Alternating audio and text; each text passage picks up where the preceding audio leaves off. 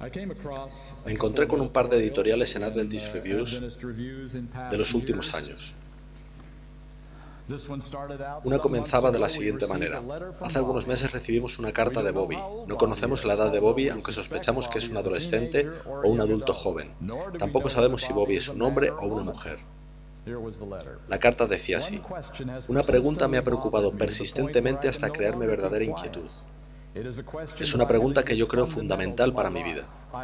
Os formulo la pregunta. Pregunto a cada profeso adventista del séptimo día, ¿qué es un adventista del séptimo día? Y más importante aún, ¿por qué eres tú un adventista del séptimo día? Yo pienso que esa es una pregunta que necesitaríamos hacernos más de lo que lo hacemos. Necesitamos saber quiénes somos, necesitamos conocer cuál es nuestro cometido, necesitamos saber por qué existimos como un pueblo llamado pueblo del pacto. Cuando Jesús murió en la cruz del Calvario, la salvación fue asegurada para todo individuo que acepta la vida y muerte de Jesús en su lugar. Ahora bien, ¿cuántos adventistas del séptimo día estaban alrededor de la cruz ese día? Me refiero a adventistas nominales con sus 28 creencias fundamentales. Ni uno solo. Dios dejó completada la tarea de salvar individuos mediante la vida y muerte de su Hijo Jesucristo sin necesidad de un solo adventista del séptimo día. No nos necesitaba para esa tarea, Él la dejó completada sin nuestra ayuda. Nosotros la hemos recibido como un regalo. 40 días después de su resurrección, Cristo ascendió al cielo y comenzó su ministerio como sumo sacerdote. Comenzó en el santuario celestial un ministerio para repartir los beneficios de su salvación a todos los que lo aceptasen. ¿Cuántos adventistas del séptimo día estaban allí en el aposento alto orando para la recepción del Espíritu Santo? Ni uno solo. Dios dejó hecho ese trabajo sin nosotros también. No necesitaba adventistas para ello. Entonces, ¿por qué estamos aquí? ¿Estamos aquí porque Él nos necesitaba para dar el mensaje de salvación? Esa tarea fue ya hecha por muchos otros antes que nosotros. En ese sentido, estamos haciendo lo mismo que otros ya han hecho. ¿Por qué creó entonces nuestro movimiento? Vamos a repasar algunos textos bíblicos, sin los cuales no habría iglesia adventista del séptimo día. Son textos muy familiares. Vayamos a Apocalipsis capítulo 14.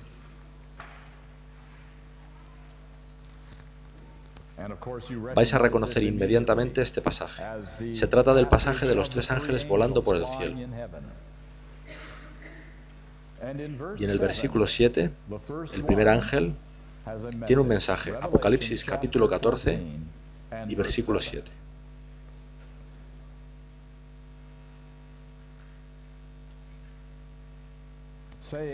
Decía a gran voz: temed a Dios y dadle gloria, porque la hora de su juicio ha llegado. Y adorad a aquel que hizo el cielo y la tierra, el mar y las fuentes de las aguas.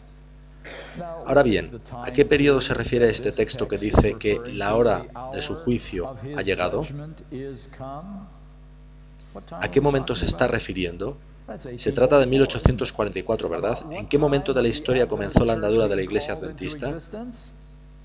En esa misma época, precisamente. ¿Podría ser entonces que nuestra existencia tiene algo que ver con este periodo y lo que en él acontece, dentro del plan de salvación?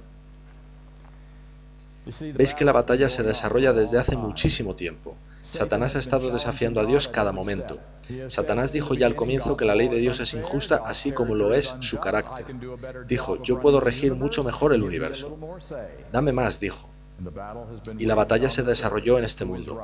¿Quién tiene la verdad, Dios o Satanás? ¿Y sabéis dónde ha obtenido Satanás los mejores argumentos contra el carácter y el gobierno de Dios?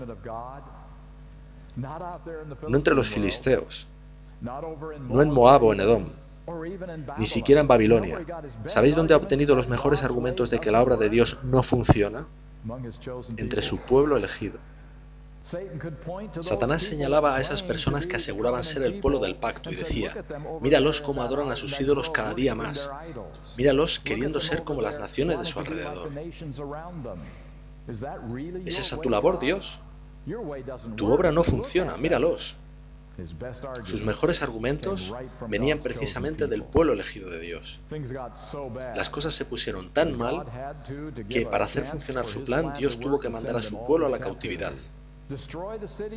Destruir la ciudad y destruir el templo, aquel maravilloso templo. No podemos siquiera imaginarnos cuán bello era el templo de Salomón. Fue muy costoso para los artistas el diseño de aquel templo. y fue simplemente fulminado. No quedó nada.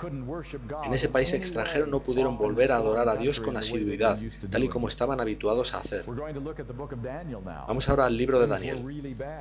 Las cosas estaban muy mal en los tiempos de Daniel. Daniel capítulo 8 es uno de esos textos sin los cuales no habría movimiento adventista del séptimo día. Daniel 8, versículo 13. Daniel está en Babilonia con el resto de los cautivos. Y esto es lo que vio. Daniel 8, versículo 13. Entonces oí a un santo que hablaba, y otro de los santos preguntó a aquel que hablaba: ¿hasta cuándo durará la visión del continuo sacrificio y la prevaricación asoladora, entregando el santuario y el ejército para ser pisoteados? Esta es una larga y complicada pregunta. Simplifiquémosla. ¿Por cuánto tiempo estará Satanás ganando la batalla? ¿Por cuánto tiempo tu plan va a ser pisoteado? ¿Por cuánto tiempo va a continuar esto? Estamos cautivos, el templo fue destruido, será para siempre, ganará Satanás la batalla. Esa es la pregunta. Me alegra mucho el siguiente versículo, versículo 14. Y él me dijo: hasta 2300 tardes y mañanas, luego el santuario será purificado. ¿Qué está respondiendo Dios a la pregunta? ¿Triunfará Satanás? Su respuesta es sencilla. Satanás será derrotado. Esa es la respuesta. Pero también dice: Daniel, deberás tener mucha paciencia. Esto no puede arreglarse rápidamente. Los argumentos que presenta Satanás son muy poderosos. Va a llevar siglos. Siglos literales. Milenios el arreglar esto. Irás a la sepultura, Daniel. Será mucho después de tus días. Pero llegará un día en que los argumentos de Satanás serán echados por tierra para siempre. Y Satanás será derrotado. Podemos ver que la palabra purificado tiene diversos significados en la lengua original. Puede significar arreglado. Puede significar vindicado. Puede significar absuelto de acusaciones. Puede significar justificado. Por supuesto, también puede significar purificado. Todo ello en una sola palabra hebrea. Lo que en definitiva se está diciendo aquí es que el plan de Dios será vindicado y Satanás perderá. Esa es la respuesta a Daniel. Veamos ahora otro texto en el Nuevo Testamento. Romanos capítulo 3. Se trata de un texto muy interesante. Un texto en el que no reparamos a menudo. Romanos capítulo 3, versículo 4.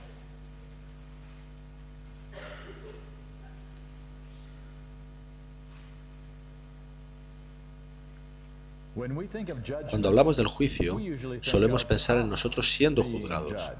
Fijémonos, sin embargo, en lo que dice este versículo, Romanos capítulo 3, versículo 4. De ninguna manera, antes bien, sea Dios veraz, aunque todo hombre sea mentiroso, como está escrito, para que seas justificado en tus palabras y venzas cuando fueres juzgado. Aquí dice que Dios está siendo juzgado. Lo más extraordinario, a mi parecer, en toda esta batalla entre Dios y Satanás, es que Dios dice: el asunto se decidirá no por mis afirmaciones, sino por mis explicaciones. Y cuando yo explique y demuestre quién soy yo y quién es Satanás, yo dejaré que tú seas el juez definitivo. Tú decidirás quién dice la verdad. Eso es lo que Dios está diciendo. ¿A qué extraordinario Dios servimos? Que se pone a sí mismo en esa tesitura. Él, que es omnipotente y omnisciente y tiene el control del universo entero, dice: yo permitiré que los seres que yo creé sean quienes determinen si soy digno de permanecer a cargo del universo. Seres finitos como ustedes o yo, tomando esa decisión. Y esta es la declaración de que Dios vencerá cuando Él sea juzgado. Cristo llevó el nombre de Dios muy bien, ¿verdad? Él demostró cuál era el carácter de su Padre. Mostró cómo era Dios realmente. Demostró cómo era Satanás. Encontré algunas citas interesantes. Aquí tenemos una en el Review and Herald del 16 de abril de 1901. Todo el cielo está esperando a escucharnos. Vindicar la ley de Dios. ¿Todo el cielo está esperando a escucharnos? ¿Quiere esto decir que Jesús no concluyó la vindicación definitiva de Dios? Todo el cielo está esperando por algo más que tiene que suceder para que tenga lugar la vindicación de Dios. Veamos otra cita. Esta está en Recibiréis Poder, página 338.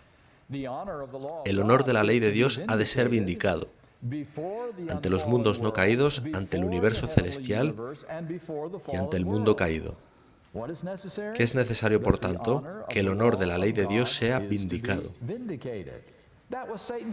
Ese fue el desafío de Satanás. Él decía, la ley de Dios no es buena, no es justa ni razonable, no la necesitamos. Podemos decidir por nosotros mismos. La ley de Dios debe ser vindicada. Testimonios, volumen 5, página 746. Si alguna vez ha habido un pueblo necesitado de luz del cielo permanentemente creciente, es el pueblo al que en este tiempo de peligro Dios llamó para ser depositario de su santa ley y para vindicar su carácter ante el mundo. Interesantes declaraciones. Los que vivimos hoy somos llamados a una misión especial, vindicar el nombre de Dios. Tomen de nuevo sus Biblias. Volvamos a Apocalipsis capítulo 14. Antes del vuelo de los tres ángeles, con los mensajes finales, se describe un grupo de gente en el mismo capítulo. A veces nos olvidamos de este grupo y hablamos solo de los tres ángeles. Apocalipsis 14, versículos del 1 al 5, describe un grupo de personas muy singular. Y en el versículo 5 encontramos una declaración impresionante. Y en sus bocas no fue hallada mentira, es decir, hipocresía o engaño. Pues son sin mancha delante del trono de Dios.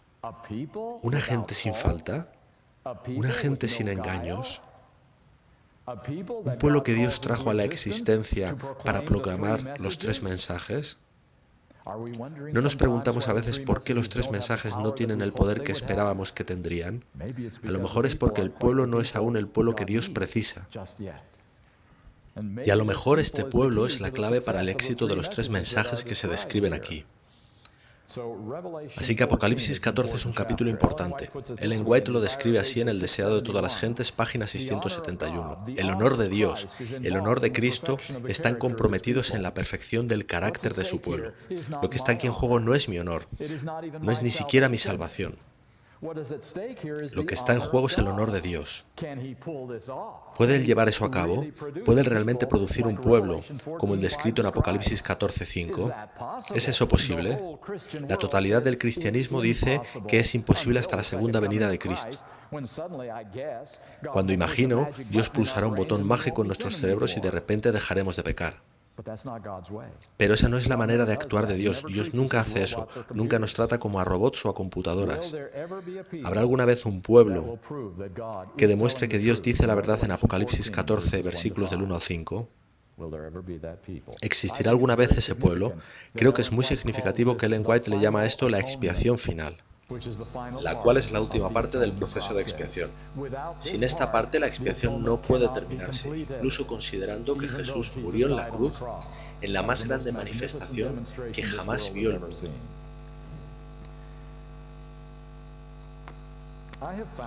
Descubrí que hay interesantes maneras de probar o refutar los argumentos de Dios o los argumentos de Satanás. Encontré esto en El deseado de todas las gentes, página 309. Todos los que violan los mandamientos de Dios. Bueno, ¿cuántos de nosotros estamos incluidos aquí? ¿Todos nosotros? Por tanto, todos nosotros sostienen el aserto de Satanás de que la ley es injusta y no puede ser obedecida. Así secundan los engaños del gran adversario y deshonran a Dios. ¿Sabéis de qué se trata el pecado en realidad? No se trata de si voy al cielo o al infierno. Se trata de depositar un voto. Cuando deliberadamente hacemos aquello que sabemos que está mal, porque nuestra naturaleza egoísta nos dice, hazlo de todos modos, lo que estamos diciendo en realidad es que el camino de Satanás es más lógico y más razonable que el camino de Dios. ¿Conocéis ese severísimo mandato de Jesús? Cuando alguien llega a ti y te golpee en una mejilla, diciendo algo muy amargo contra ti o haciendo algo totalmente inapropiado contra ti, ¿qué se supone que debes hacer? ¿Volverle la otra para que también te la golpee? Eso es totalmente carente de sentido. Eso no es correcto. Si hago eso, la gente me pisoteará como a las piedras. Satanás, tú tienes más argumentos a tu favor que Dios al dar un mandato como ese. Esa es una aseveración dura, muy dura para vivir de acuerdo con ello. ¿Creemos que el camino de Dios es el correcto? ¿Que mostrar la otra mejilla es el modo de solucionar el problema de ser injuriado? ¿O creemos que el modo de Satanás es el correcto? Te levantas y le das tan bien como recibiste. ¿Por quién votamos nosotros? ¿Quién decimos nosotros que está en lo correcto en el gran conflicto? De eso se trata el asunto del pecado. Cada vez que pecamos, estamos votando por Satanás, para que rija este mundo por un poco más de tiempo. Está bien, Satanás, nos gusta tu camino. En el conflicto de los siglos, página 489 dice: si los que esconden y disculpan sus faltas, hay esa segunda parte. ¿Cuántos de nosotros hemos hecho eso? Ved que primero hacemos algo equivocado y entonces casi inmediatamente tratamos de taparlo, de modo que nadie lo sepa, o si lo averiguan, culpamos a otro o a otras circunstancias. Algunos de nosotros culpamos a Adán. Así echamos la culpa a otros. Si los que hacen eso pudiesen ver cómo Satanás se alegra de ello y los usa para desafiar a Cristo y sus santos ángeles, se apresurarían a confesar sus pecados y a renunciar a ellos. Dijo ella ahí: si los que hacen esas cosas se dieran cuenta de que irán al infierno, se apresurarían a confesar sus pecados. No dice eso, ¿verdad? Por tanto, esto no se trata de qué me sucede a mí, se trata de qué le sucede a Dios. ¿Estará la verdad al lado de Dios cuando Él sea juzgado? Romanos 3:4. Y ella dice que si pudiésemos ver cuánto necesitamos tener los ojos abiertos, cuando tapamos nuestros pecados, cuando excusamos nuestros pecados, cómo se regocija Satanás diciendo: ¿veis? Lo hacen a mi modo. ¿Y cómo tira esto a la cara de Cristo? Diciendo: ¿ves? Tu modo no funciona, mira lo que hacen justo ahora. Mira a Adán culpando a Eva, mira a Eva culpando a la serpiente. Mira a cada uno de tus hijos culpando a otros. Es el juego del yo. El problema es de otro. Tu camino no funciona, Dios. Si pudiésemos ver eso, si pudiéramos ver a Cristo y Satanás en ese pequeño diálogo, ella dice que nos apresuraríamos a confesar nuestros pecados y a renunciar a ellos, porque estamos deshonrando a Dios, estamos dando credibilidad a Satanás, estamos dando permiso a Satanás para regir por más tiempo en este planeta llamado Tierra. Encontré otra declaración interesante, esta de Testimonios, volumen 2, página 171. Dice ahí: si pudieran ver cuánto necesitamos ver, amigos míos. Necesitamos apartar nuestra vista de este mundo y fijarla en la realidad. Si pudieran ver a los ángeles puros con sus brillantes ojos fijos en ustedes. Ahora bien, ¿para qué fijan los ángeles de Dios sus brillantes ojos sobre vosotros? ¿Para descubrir todas las cosas erróneas que hacéis? No, escuchad. Si pudieran ver a los ángeles puros con sus brillantes ojos fijos en ustedes, mientras observan para ver de qué manera glorifica a su maestro cristiano, eso es lo que ellos están buscando. Ellos nos miran a ti y a mí con la esperanza de ver los votos que depositamos para Dios, escrutando todo detalle sobre cómo hacemos las cosas al modo de Dios. O si pudieran verificar con qué aires de triunfo se regocijan y se burlan los ángeles malos al señalar toda senda torcida. Ellos son los que están buscando los pecados, para citar después las escrituras que han sido violadas. Estos son los ángeles malos. Los ángeles malos buscan los pecados en nuestras vidas. Comparan entonces las escrituras con nuestros pecados y los arrojan a la cara de Jesucristo. Y dicen: míralos, ahí los tienes. Tu camino no funciona. Si pudieran ver eso, dice ella, se asombrarían y se alarmarían por causa de ustedes mismos. No porque vayáis al infierno, sino porque estáis posibilitando que el pecado reine en esta tierra por un buen tiempo más. Es por ello por lo que deberíamos alarmarnos, porque estamos depositando votos para Satanás. Este es tiempo de elecciones. Llevamos un largo tiempo de votaciones en el gran conflicto, y estamos votando sobre cuál es el modo adecuado para regir este planeta. Estas son declaraciones muy significativas. Somos parte del proceso, participamos en el proceso de toma de decisiones. Encontré además unas interesantes e inquietantes citas. Esta procede del Instituto de Investigaciones Bíblicas de la Conferencia General. Un amigo pasó recientemente tras semanas en el campus de una facultad adventista. Durante su visita impartió una clase y departió con decenas de estudiantes. Su más inquietante hallazgo, dijo, fue que la mayoría no tenían concepto de la iglesia adventista como algo diferente a tantas iglesias evangélicas que existen. Cada iglesia, me decía un estudiante, hace énfasis en algún aspecto de la verdad. Los pentecostales en los dones espirituales, los bautistas en el bautismo por inmersión. Los adventistas hacen hincapié en los 10 mandamientos. Sí, Dios tiene una iglesia, pero está dispersada entre todas las iglesias. ¿Una iglesia remanente? Estoy contento de que ninguno de nuestros pioneros vive para escuchar eso. ¿Creemos que tenemos un cometido especial? ¿O somos unos de tantos con diferentes propósitos que Dios está utilizando más o menos de la misma manera? El anterior editor de la Adventist Review dijo: remanente se ha convertido en una simple palabra en algunos círculos adventistas. Incluso algunos pastores serían felices si discretamente la dejáramos de lado. Dice más tarde: es tiempo de levantarnos en defensa de ese fundamento adventista. Abandonarlo nos dejaría a la deriva en las aguas del relativismo. Los adventistas que quieren deshacerse del concepto de remanente tienen que pensar largo y tendido qué significa ser adventista. No somos una denominación más. Somos llamados el pueblo del pacto. No porque seamos mejores que otros, sino simplemente porque el Señor, en su libre albedrío, nos dio una tarea que hacer. Pero ahora más que nunca es la hora de que los adventistas sepamos quiénes somos y por qué estamos aquí. Y eso no nos lleva más que a una palabra: remanente. ¿Creemos realmente que este es el remanente de la profecía bíblica? ¿Creemos que es esta la razón de nuestra existencia? El editor de nuestras lecciones de escuela sabática lo expresa de la siguiente manera: hoy en día algunos de nosotros aseguran no solamente que no somos diferentes a otras iglesias, sino que no tenemos por qué ser. Al fin y al cabo, si no tenemos algo distintivo, algo mejor que ofrecer, ¿por qué no ser como todos los demás? A pesar de estas voces, muchos de entre nosotros aún creemos correctamente que Dios eligió a la iglesia adventista del séptimo día no porque Él quería una denominación más, sino porque Él nos encomendó algo diferente, algo mejor que proclamar al mundo. Si no fuera así, ¿qué razón tenemos para nuestra existencia? Y lo que Dios nos ha dado son verdades cruciales y distintivas que hace de los adventistas del séptimo día no luteranos, no episcopalianos, no bautistas, no metodistas, sino adventistas. Adventistas del séptimo día. Estas enseñanzas constituyen un mensaje distintivo que nadie más proclama. Y precisamente porque no lo hacen, tenemos que hacerlo nosotros. Esa de hecho es la razón por la que estamos aquí. ¿Creemos eso? ¿Creemos que estamos aquí precisamente por ese crucial cometido?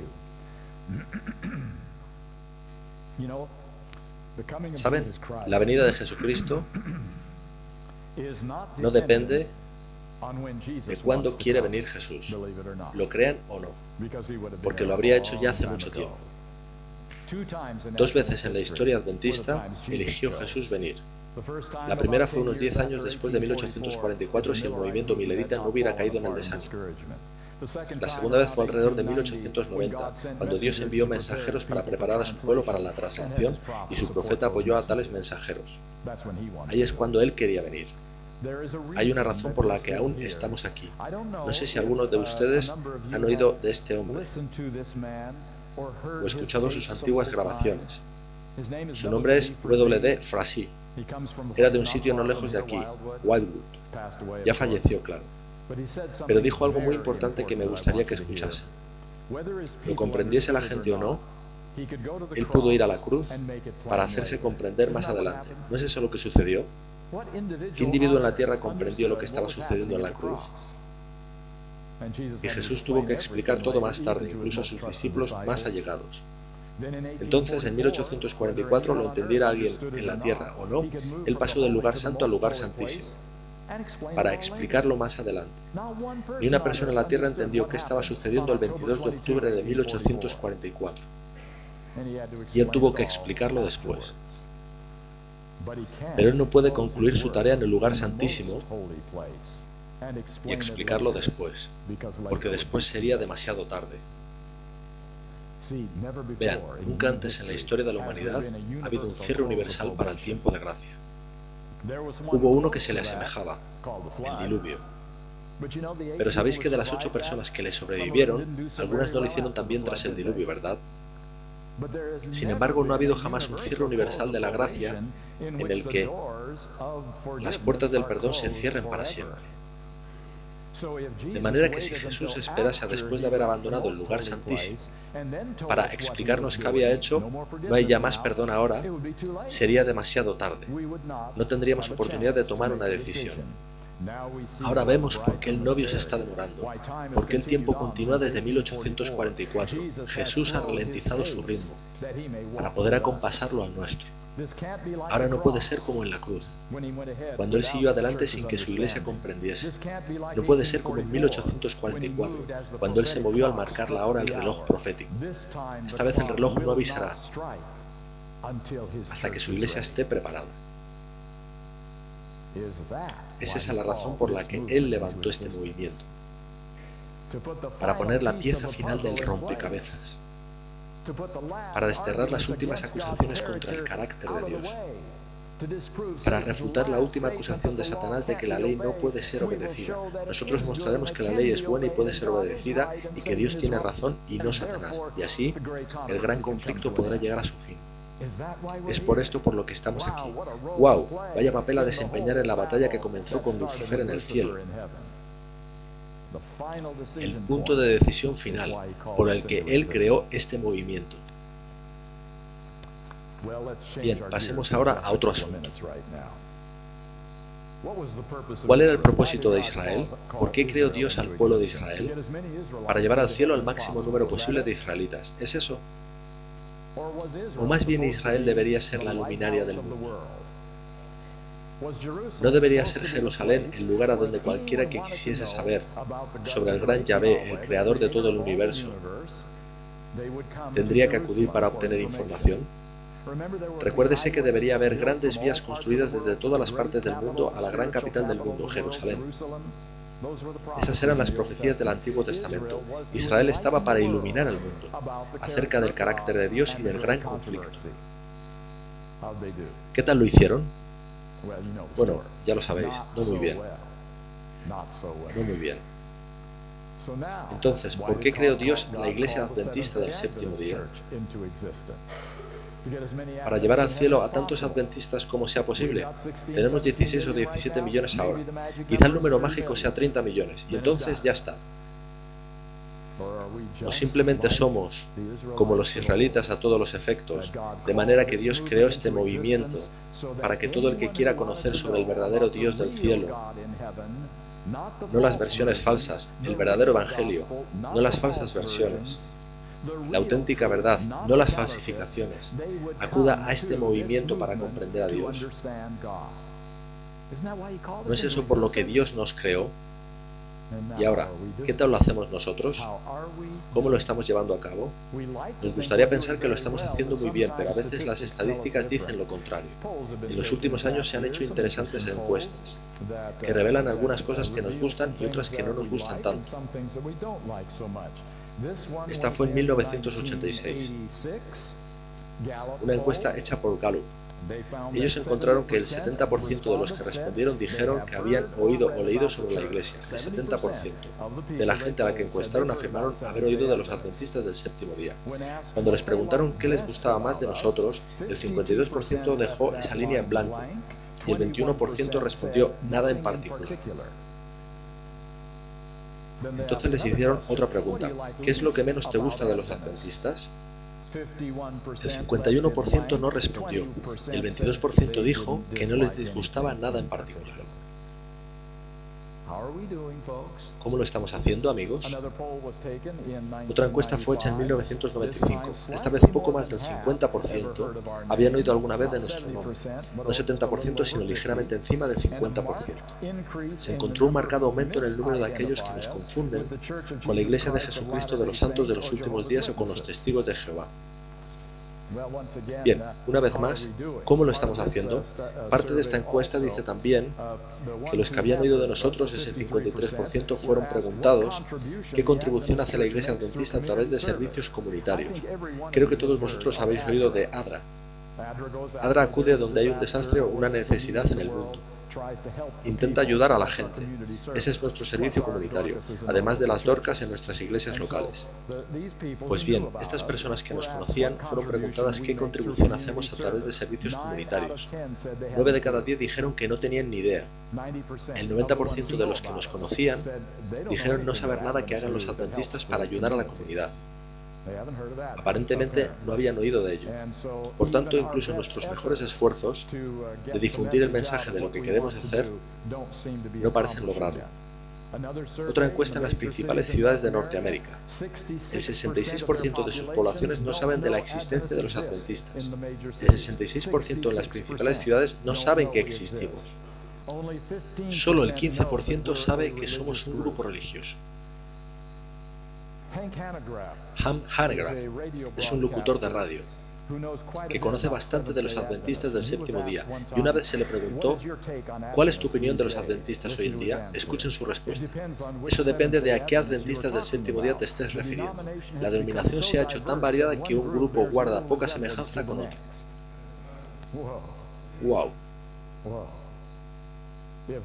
Si eso es verdad, incluso remotamente, ¿qué tipo de obra estamos haciendo cuando llevamos la verdad acerca del carácter de Dios claramente al mundo? Si tenemos que decir, bien, esta es una rama de los adventistas, y esa es otra rama, y hay otra allí, y todas difieren las unas de las otras.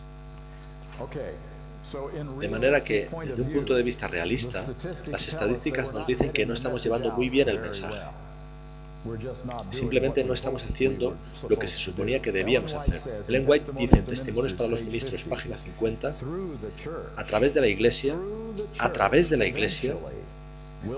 será exhibida al mundo la última y plena manifestación de amor de Dios al mundo, el cual será iluminado con su gloria. A través de la Iglesia, lo que significa que tenemos que hacer alguna preparación, tenemos cambios que hacer, tenemos algo que hacer. Ahora bien, puesto que la Iglesia lucha, pero tenemos que ser sinceros y decir que no es lo que Dios pretendía que fuese, podemos fácilmente ser tentados a decir, olvidemos todo esto que acontece en la Iglesia. Vayamos fuera a testificar a los que están dispuestos a escuchar. Demos simplemente estudios bíblicos, simplemente hagamos algo por las personas interesadas en escuchar, no donde están siempre polemizando y peleando y todo esto que vemos en la Iglesia. Es tentador. Sin embargo, os pregunto, cuando Jesucristo estaba intentando alcanzar a un pueblo que estaba solo a 3 años de ser totalmente rechazado por Dios como su pueblo, ¿dónde empleaba él la mayor parte de su tiempo? ¿En Sirofenicia? ¿En Edom? ¿En Moab? ¿En los países alrededor de Palestina? ¿O bien empleó la mayoría de su tiempo, energía y ministerio con su pueblo, tratando de restaurarlos a la posición que Dios tenía pensada para ellos, de manera que pudieran ir al mundo con el mensaje de Dios? Jesús no abandonó a su pueblo doliente que estaba a 3 años de ser rechazado. Intentó con toda la energía de su ser restaurarlos a su posición en el plan de Dios. Y yo sugiero que aprendamos esa lección.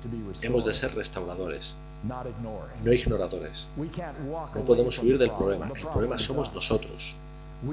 Necesitamos sanar nuestros problemas. Necesitamos salir a flote juntos. Necesitamos unirnos bajo el estandarte de la verdad, no el de la mentira, sino bajo el de la verdad. Necesitamos dar lo mejor de nosotros mismos para sanar el daño que Satanás está haciendo incluso en la Iglesia Adventista del séptimo día. Encontré otra cita interesante. En esta ocasión de un antiguo presidente de la Conferencia General, de manera que no es sospechoso de proceder de alguien que esté atacando a la Iglesia. Viene de alguien muy preocupado en promover el adventismo. Él dijo, la música se compone de tres partes, melodía, ritmo y acompañamiento. Las tres son esenciales, pero no de la misma importancia. La melodía debería ser la parte principal y no debería ser eclipsada por el ritmo o por el acompañamiento. Ahora, ¿qué tiene esto que ver con el adventismo del séptimo día? Melodía, ritmo y acompañamiento. La evangelización del mundo por medio de predicaciones extensivas, material impreso y el empleo de grandes sumas de dinero en campañas, edificios, equipos y viajes, siendo estos vitales, no cumple en sí mismo la comisión principal confiada a la Iglesia remanente. Ellos no son la melodía, como mucho son el acompañamiento. Y hoy en día lo que escucho es que esto es la melodía. Expandid el mensaje, compartid el mensaje, misión global, lo que sea. Esa es nuestra misión.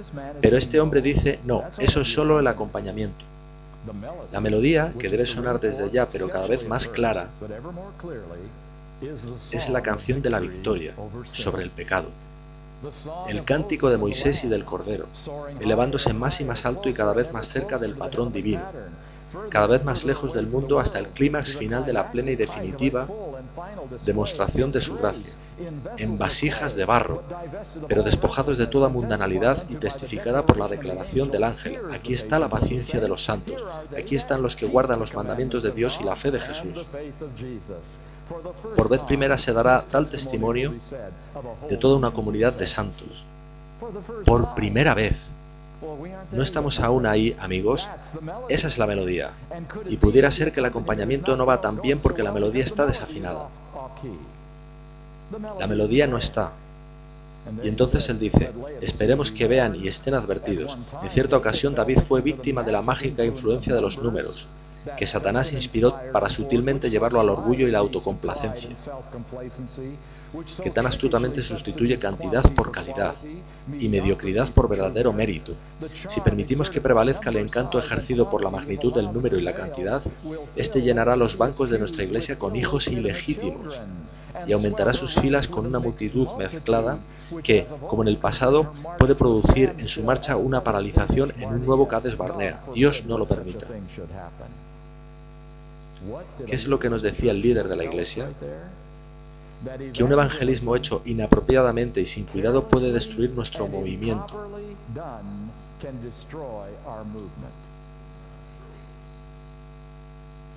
Por esa mágica influencia de números cada vez mayores llamada crecimiento de iglesia, que parece ser todo lo que oímos o en lo que pensamos hoy en día. No crecimiento del corazón, no entrega del corazón, sino más números, etc. El director del Instituto de Investigación Bíblica, saben, estamos muy agradecidos porque no tenemos todo el éxito que querríamos en Norteamérica en evangelismo. Si tenemos una campaña evangelística y 10 o 20 personas se bautizan, alabamos al Señor. Pero en otros países 100 o 1000 personas se bautizan de una vez y decimos, al menos la obra progresa allí, al menos hay avance en el tercer mundo. El director del Instituto de Investigación Bíblica dijo lo siguiente, pienso que una de las cuestiones más importantes tiene que ver con los nuevos conversos. Veis que el crecimiento es tan rápido que es muy difícil seguirle el ritmo. Debido a su velocidad, creo que necesitamos pararnos a reflexionar sobre los peligros, y el peligro que voy a mencionar es real. Se trata del riesgo de bautizar individuos de una tradición cristiana diferente o sin bagaje cristiano, que no están bien informados sobre el mensaje bíblico. Ellos reciben una breve introducción al mensaje adventista y ya son bautizados. Hay poco seguimiento. Estas personas son adventistas basados en lo poco que llegan a comprender. Ellos retienen algunas de las ideas que trajeron consigo, porque nunca comprendieron bien el adventismo. La diversidad doctrinal y teológica está encontrando cobijo en las congregaciones locales. Esa es una preocupación real de uno de los líderes de nuestra iglesia, diciendo que hemos de ser más cuidadosos. E incluso en Norteamérica estamos comenzando a tener ese problema. Pues escucho a gente que comenta sobre los temas que yo presento. Nunca escuché eso antes. Nunca me lo explicaron cuando daba los estudios para el bautismo. De manera que comenzamos a tener el mismo problema, diagnosticado por distintos líderes de la Iglesia Adventista del Séptimo Día. ¿Comprendemos nuestra misión claramente? Lo que en definitiva trato de decir es que el cometido principal de la Iglesia Adventista del Séptimo Día, la razón por la que Dios creó este movimiento es muy simple: vindicar su nombre y probar que Satanás es un mentiroso en el gran conflicto. Si yo me salvo o no es una pregunta interesante, pero en ningún caso es el verdadero asunto. El verdadero asunto es quién gana el gran conflicto. ¿Dónde deposito mi voto? ¿Lo pongo en el lado de apresurar la derrota de Satanás o en el de extender su dominio?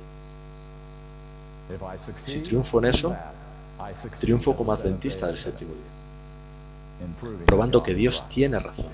Ahora, la segunda misión del adventismo, una vez que entendemos la primera, es compartir estas buenas nuevas con todo aquel que quiera oír, sea evangelismo, sea estudios bíblicos, sea testificación. Compartimos lo que Dios ha hecho por nosotros individualmente, porque no podemos guardarlo para nosotros mismos. Pero si invertimos el orden y decimos, en tanto en cuanto hacemos trabajo misionero, puesto que hacemos evangelismo, lo otro sucederá mágicamente de alguna manera. Pues bien, no va a suceder. Tenemos que mantener el caballo y el carruaje en el orden adecuado. El caballo tira del carruaje, el carruaje no tira del caballo, y el caballo es la victoria sobre el pecado, porque solo así es Dios vindicado. Y eso tira de todo lo que es el adventismo, si lo entendemos adecuadamente. Bien, amigos míos, incluso si algunos de nosotros no entienden muy bien nuestra misión, incluso si algunos de nosotros piensan que están aquí para ser salvos y que por eso Dios nos envió a Jesús para salvarnos, para perdonarnos nuestros pecados y para darnos un billete para la vida eterna, incluso si algunos de nosotros no entienden nuestra misión muy bien, Satanás sabe lo que está en juego. Él sabe que si este movimiento triunfa, sus días están contados. Él sabe que si este movimiento puede ser descarrilado o retrasado, él secretamente conseguirá un buen tiempo más en el planeta Tierra para conducir su show. Él sabe eso. Él tiene eso muy claro. Y por cierto, una pequeña cosa. ¿Cuántos de los movimientos que Dios ha creado han tenido éxito en sus misiones?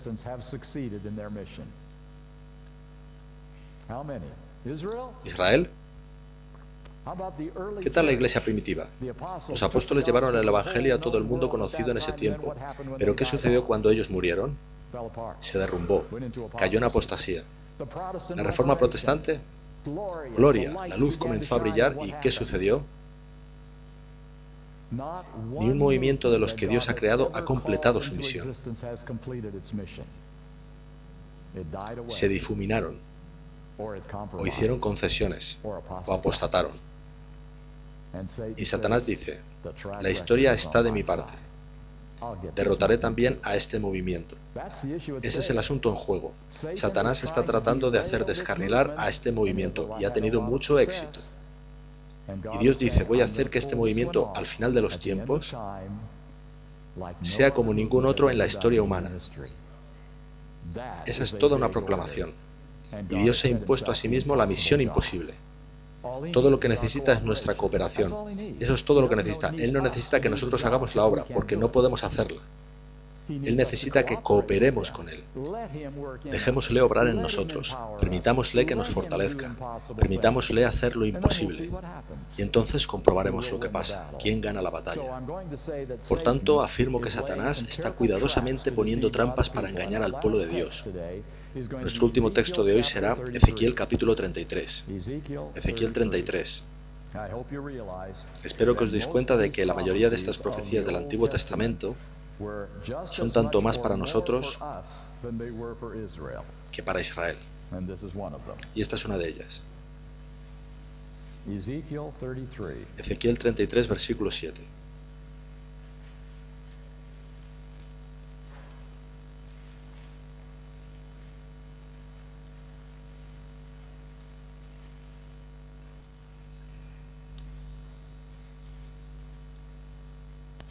A ti, pues, hijo de hombre, te he puesto por atalaya a la casa de Israel, y oirás la palabra de mi boca y los amonestarás de mi parte.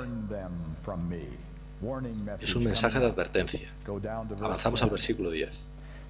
Tú pues, hijo de hombre, di a la casa de Israel: vosotros habéis hablado así, diciendo, nuestras rebeliones y nuestros pecados están sobre nosotros, y a causa de ellos somos consumidos. ¿Cómo pues viviremos? Estamos siempre pecando, siempre sucede lo mismo. No nos comportamos como debiésemos. Continuamos pecando. ¿Cómo sobreviviremos? Diles: vivo yo, dice Jehová el Señor, Dios basa este asunto en su propia existencia, que no quiero la muerte del impío, sino que se vuelva el impío de su camino y que viva. ¿Quiénes son estos impíos? A las dos palabras siguientes: volveos, volveos. Sí, vosotros sois los impíos, mi pueblo elegido. Volveos, volveos de vuestros malos caminos. ¿Por qué moriréis, oh casa del adventismo?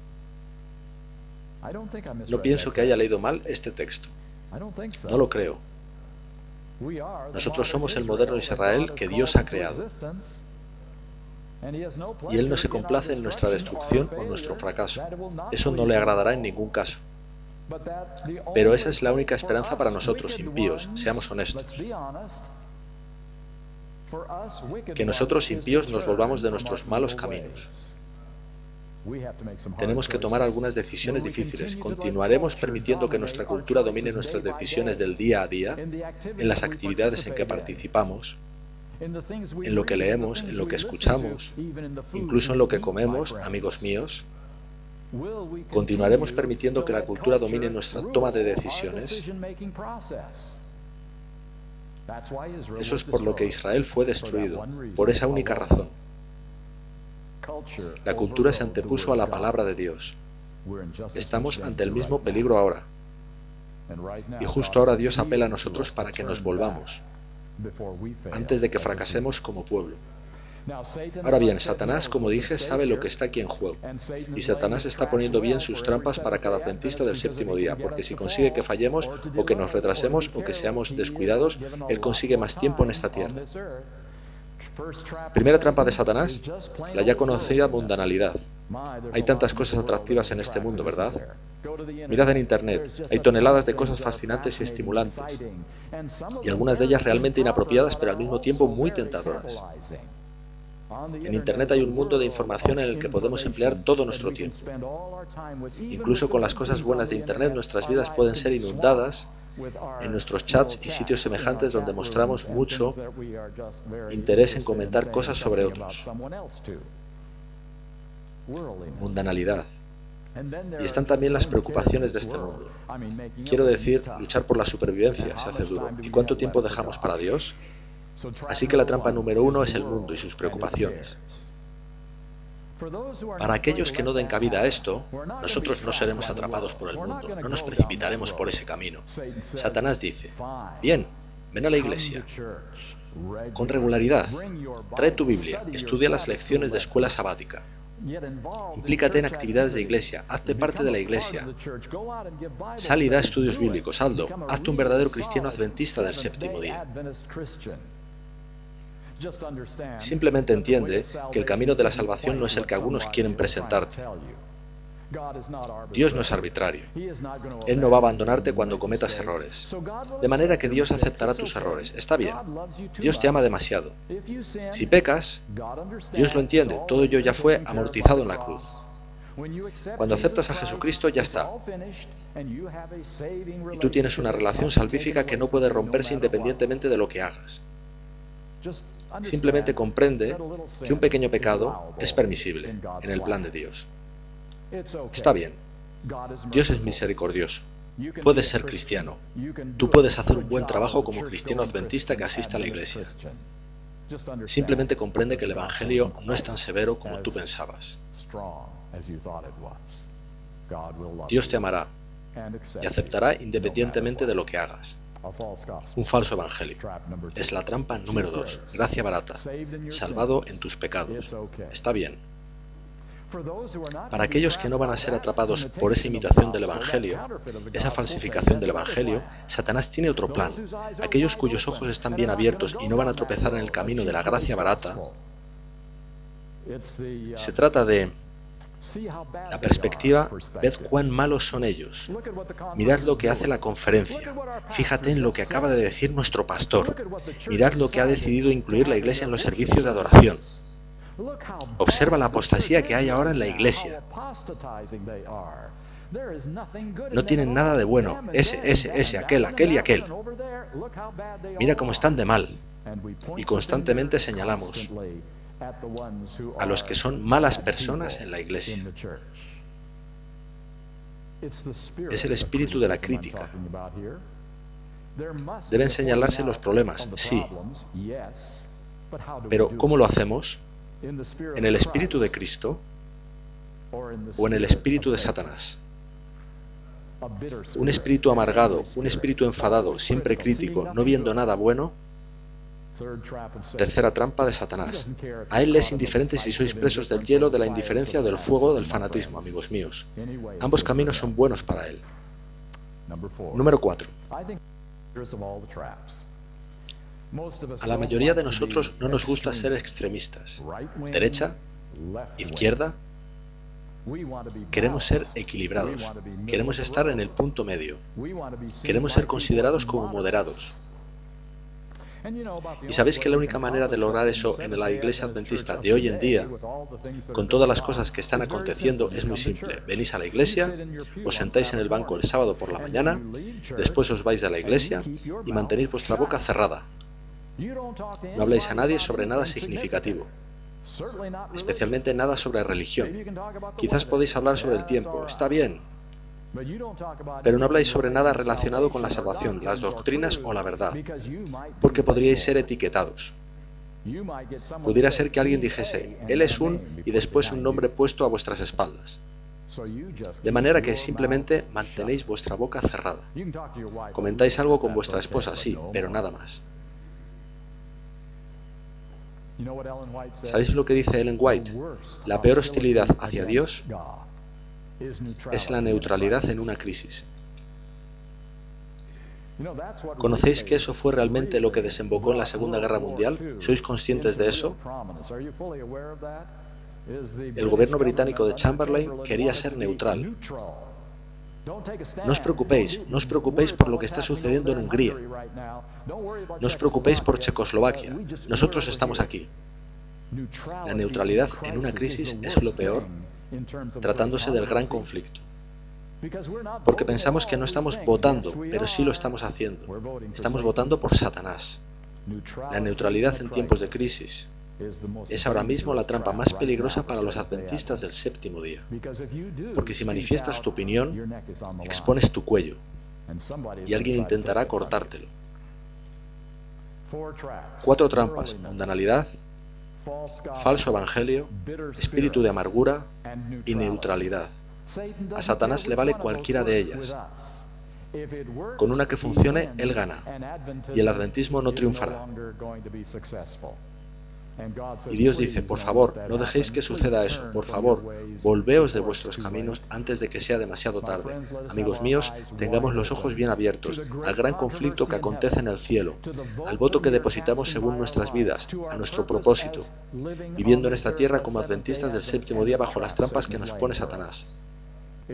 Si hacemos esto, sí hay aún esperanza de que el movimiento adventista pueda convertirse en el remanente de la profecía, que verdaderamente guarda los mandamientos de Dios y tiene la fe de Jesús. Que seamos nosotros ese pueblo, que no suframos los fracasos del pueblo de Israel con el que Dios hizo su primer intento. Que esta vez Satanás sea totalmente derrotado.